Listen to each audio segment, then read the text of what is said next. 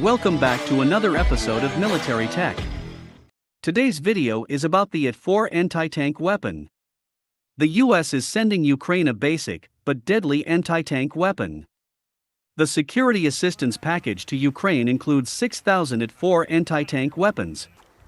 Despite being an anti-tank weapon, the AT4 cannot replace Javelins and NLAWs, which can take out main battle tanks. The AT4 is better at street fighting, and could be used if the Russians continue to assault Ukraine cities. The AT4 measures just over 3 feet in length. It weighs approximately 15 pounds. The round has a maximum speed of 820 feet per second. It can penetrate armor up to 16 inches thick. Its maximum range is 1,000 feet. As many reservists are only armed with AK-47s, volunteers without military experience can easily and effectively use the AT4. The firing process is straightforward. Operators need to remove the safety pin, move the sight covers, and aim through the iron sights that pop up. Then simply press the red firing button with your thumb. It is important to ensure that the backblast area is free from obstacles. In the event that it is blocked, a soldier standing behind the weapon when it is fired could be seriously injured. As a last resort, the AT4 is likely to be used against tanks.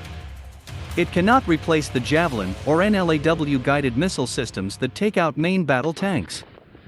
It can be used by newcomers to the military in a short time and is easy to use.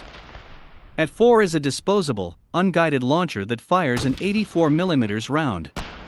With it, the soldier can still carry a rifle over his shoulder, since it is rugged, light, and portable. It can be used against lighter tanks, not so effective against main battle tanks and armored personnel carriers, plus enemy bunkers and defensive positions. Saab Bofors Dynamics manufactures the AT4S. Over the years, Saab has built over 1 million AT4S, with the US military ordering 600,000.